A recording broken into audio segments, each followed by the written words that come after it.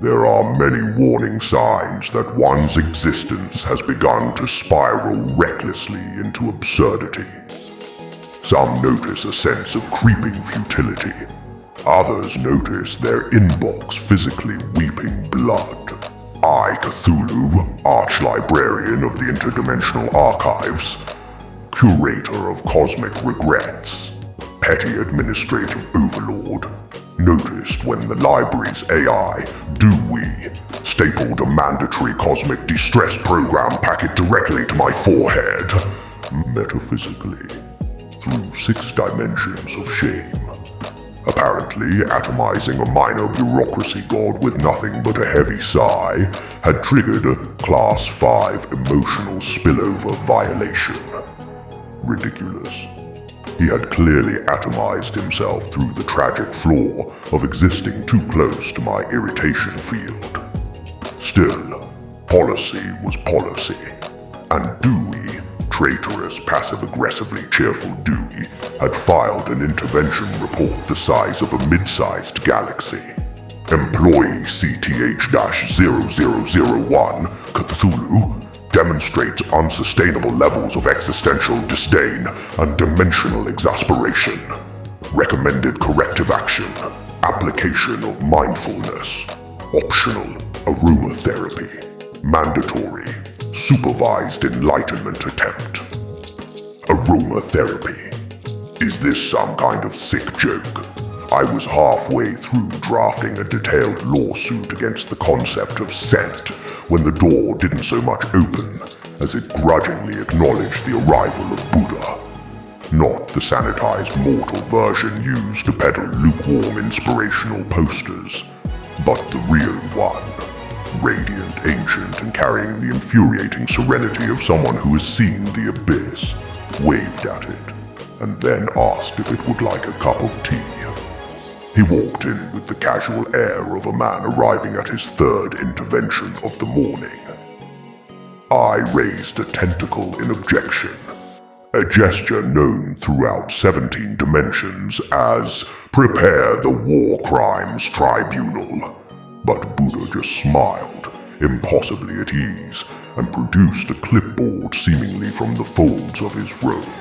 "Relax, big guy," he said in a voice so infuriatingly casual it could have caused a mild diplomatic incident among lesser pantheons. "It's meditation, not a colonoscopy." I deployed my patented glare of doomed stars, which had previously made entire civilizations decide not to invent algebra.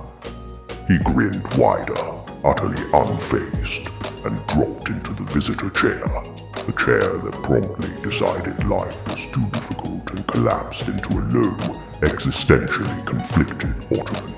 "You're Buddha," I said, because in moments of great existential offense, confirming identities helps streamline later vengeance. "Yup." He propped his feet up. "Enlightenment Division, subsection highly resistant cases." He flipped through the clipboard with the laziness of a cat reading eviction notices. "It says here you've been, and I quote, exhibiting stress behaviors detrimental to local space-time cohesion and engaging in passive-aggressive reality folding." He glanced up at me over the clipboard, which frankly sounds metal as hell. Wish I could do that. I just get mildly sarcastic when I'm stressed. I opened my mouth to deliver a 6,000-word rebuttal, footnoted and aggressive. Buddha tossed a meditation cushion at me before I could get to "whereas." The cushion struck my chest with a oomph that somehow carried the smug force of an entire department of HR managers. I caught it. Reflexively. The first strategic mistake. 10 minutes, Buddha said. If you hate it, you can go back to stress-eating realities or whatever it is you do for fun. Scout's honor. He held up 2 fingers in an alleged scout salute, and my blood boiled purely out of principle. "You expect me," I said, voice resonating with the grave dissonance of collapsing neutron stars, "to participate in mortal breathing games. It's not a game, Buddha said lightly. "It's a conspiracy against your ego. You'll hate it. It'll be hilarious." I paused. Was this some kind of trap? A metaphysical ambush disguised as a team-building exercise? Was mindfulness merely a ploy to sand down my glorious existential spikiness until I resembled some quivering, compliant mortal motivational speaker?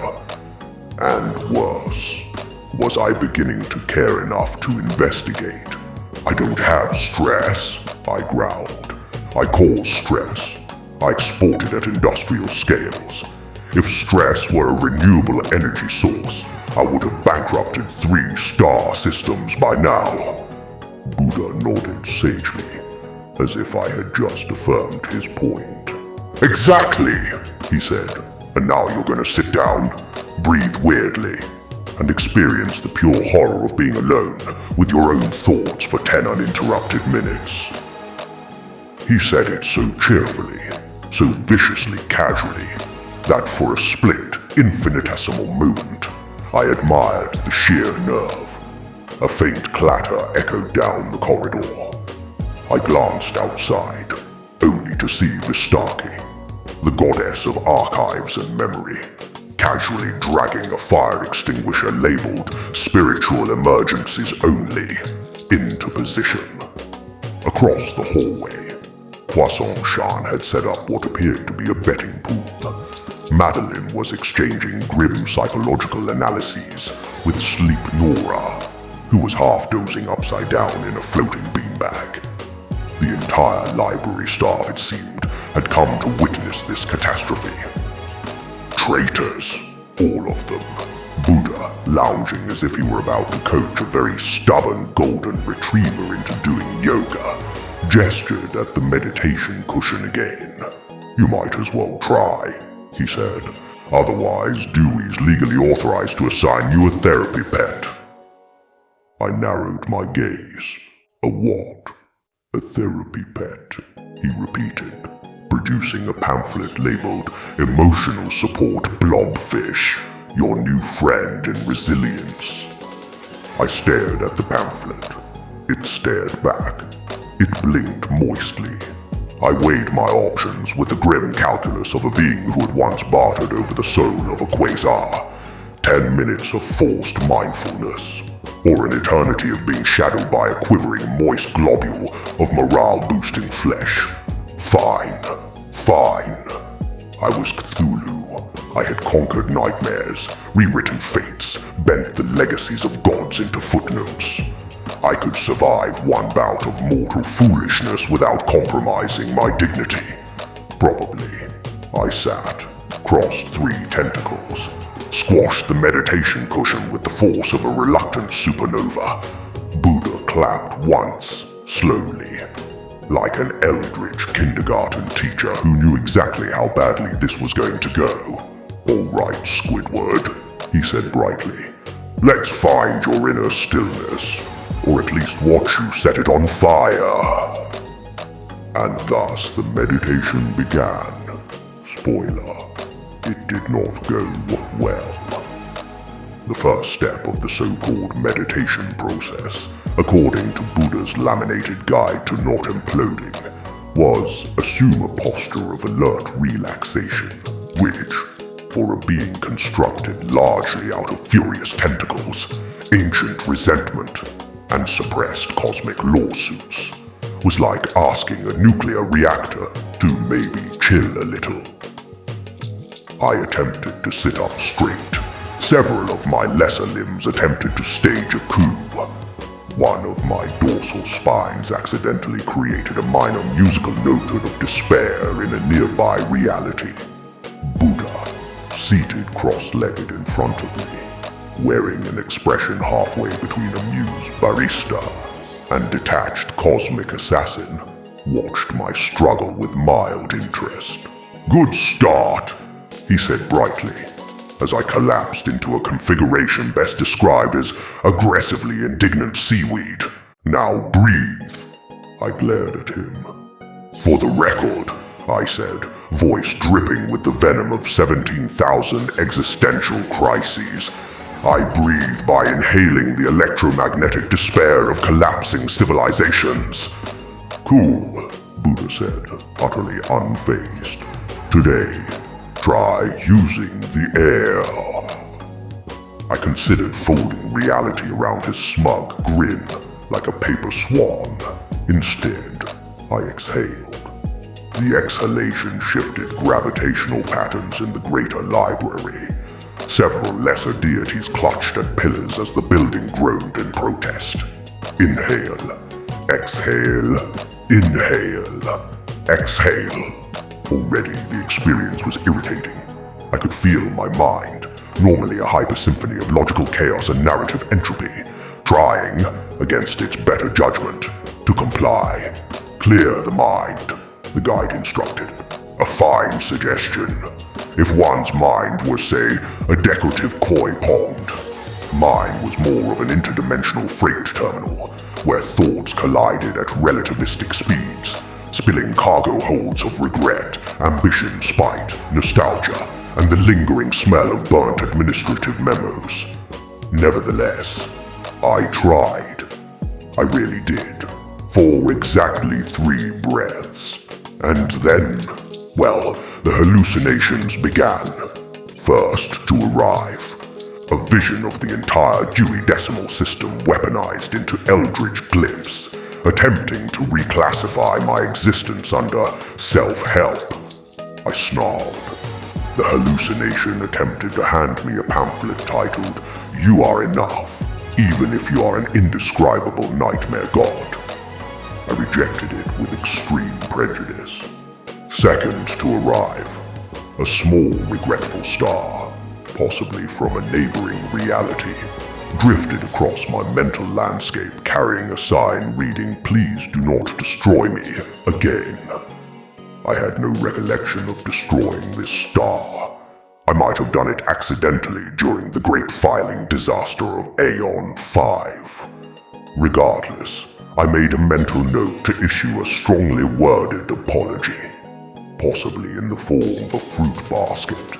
Third to arrive, the memory of the first time I tried to participate in emotional intelligence training. Eons ago, it had ended with the instructor, a very optimistic cyclopean demigod, being gently inverted into a Klein bottle.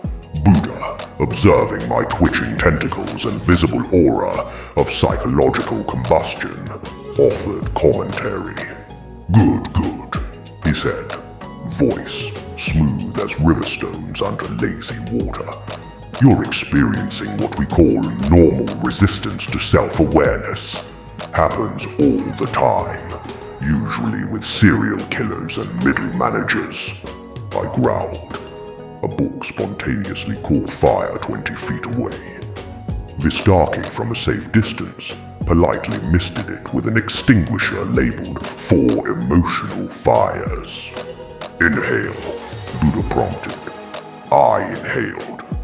The notion of regret turned into a small squawking bird and bit my third eye. Exhale, Buddha said. I exhaled. A minor star cluster imploded. The walls of the library shimmered dangerously, the architecture itself visibly reconsidering its life choices. From somewhere near the archive mezzanine, Croissant Shan cheered, having apparently won the first betting pool for time until partial building collapse. You're doing great, Buddha said. I wanted to slap him with the full force of a 6-armed goddess. Metaphysically, with a galaxy. Then came the worst vision, the purest form of my own doubt. It took the shape of myself, not as a titan of chaos, but as something smaller, contained, tamed, a creature filing taxes on time, smiling politely at networking events, attending corporate mindfulness retreats, and earnestly using phrases like synergy. I reeled. The horror, the pure cosmic horror, was overwhelming. Don't fight it, Buddha said, lounging on his meditation cushion like a man who had absolutely bet $20 I'd self-destruct. You're doing great, he added. deadpan. By which I mean you're seconds away from either enlightenment or a minor localized apocalypse. Either way, my KPI looked fantastic. I twitched. Space itself twitched. In the distance, DEWEY emitted a polite but terrified alert. Attention. Please refrain from multiversal collapse during official library hours. And then for one infinitesimal moment, I felt it. A crack, a sliver, a tiny fracture in the endless storm of my mind. Stillness. Perfect, terrifying stillness. The type of stillness mortals sought their entire lives but would not recognize, even if it punched them politely in the frontal cortex. The library stilled. The chaotic drifting of fractured timelines halted.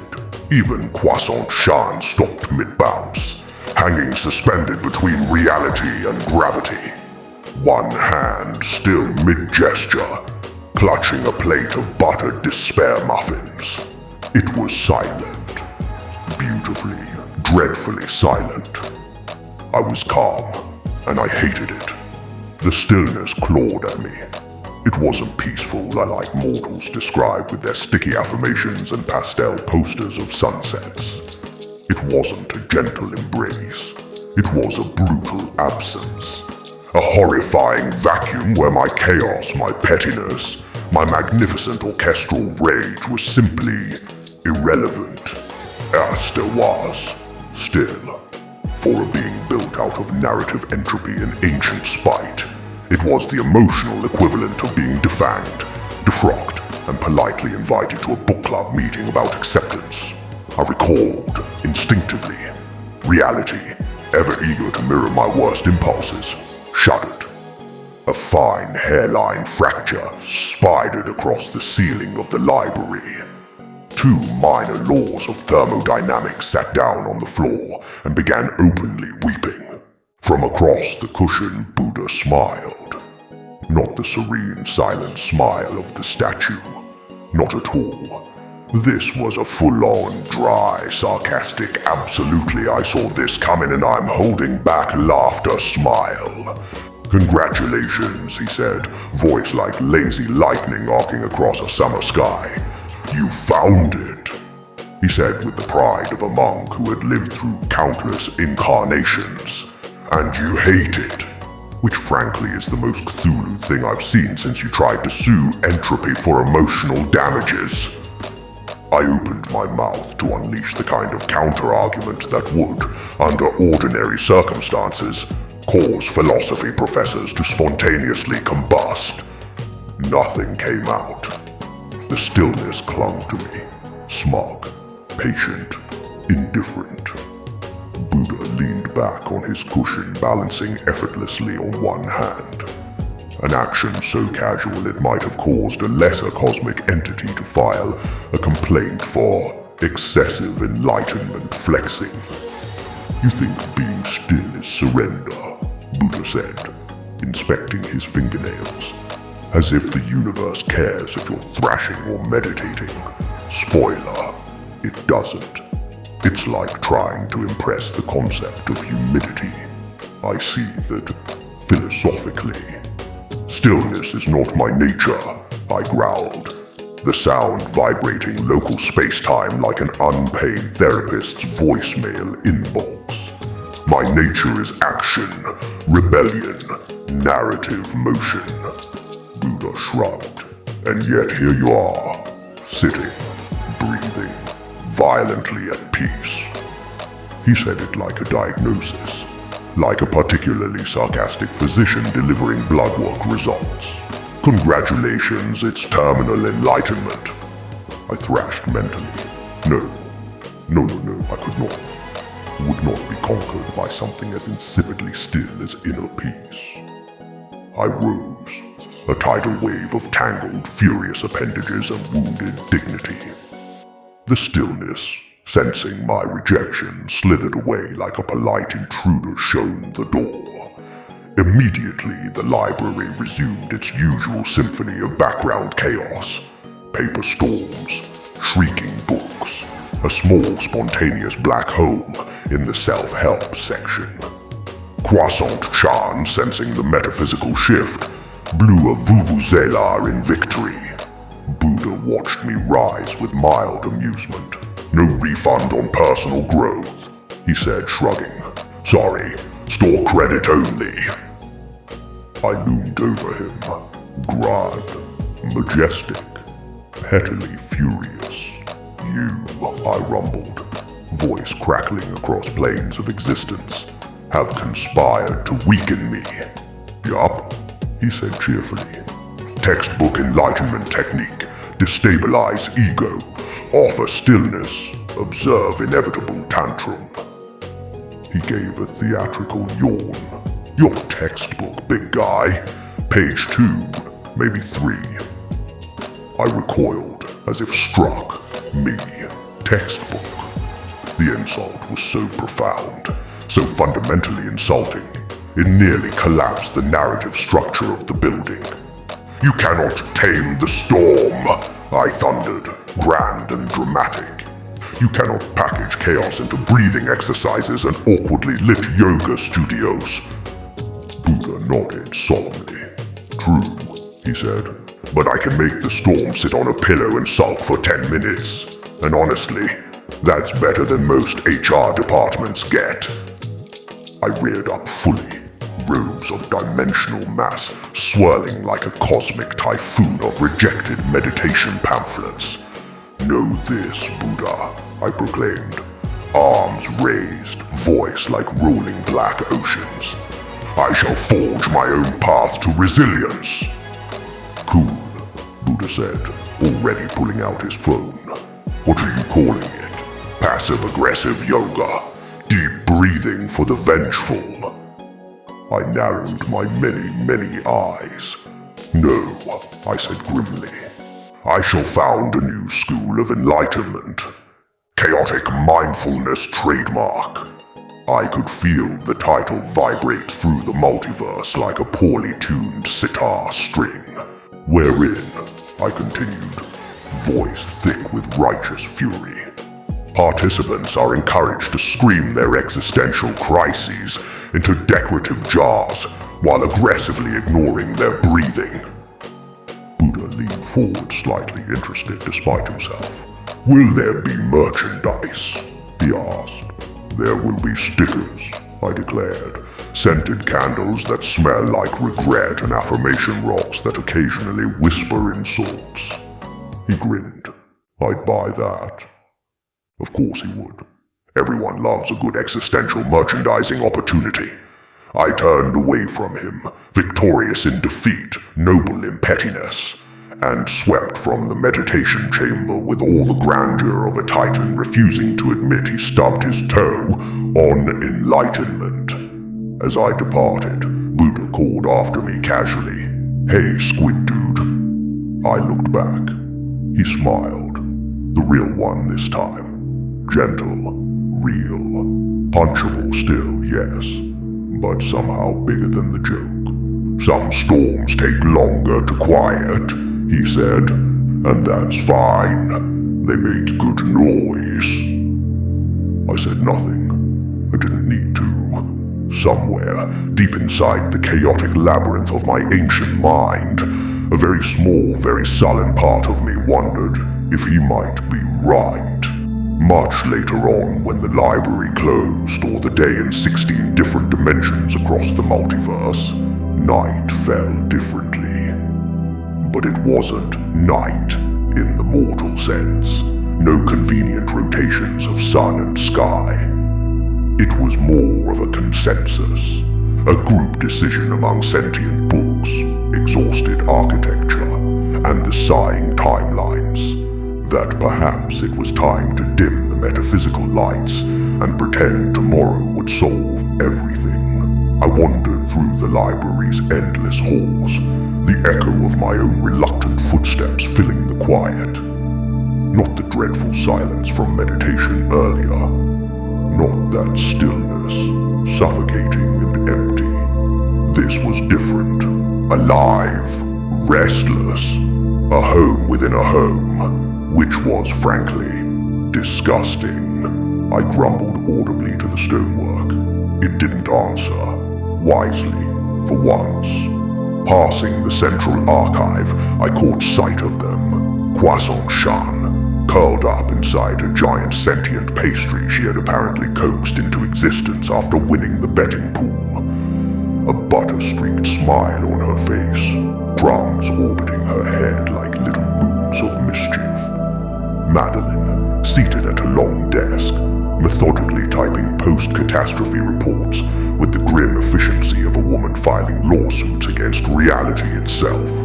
Every third line she muttered things like, proper breathing protocol not followed, catastrophic consequences entirely predictable.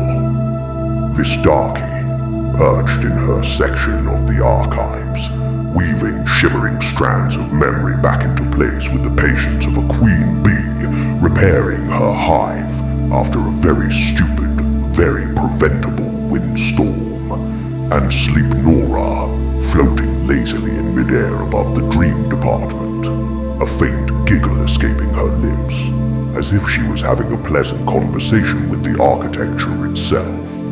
I paused, but just for a moment. A pause no mortal would notice, but the walls, the air, the very bones of the library felt it. The old Cthulhu would have kept walking. The old Cthulhu would have seen them as liabilities, servants, tools. The old Cthulhu would have never, ever, not in 1,000 screaming realities, acknowledged what I understood now. They were mine, not possessions, not underlings. Mine. The way storms belong to the sky. The way libraries belong to stories. The way existence clings to meaning, even when the void demands it vanish. They weren't perfect. They were reckless, foolish, chaotic, stubborn. Exactly as they should be. Exactly as I had become. A memory surfaced unbidden and unwelcome. The old days.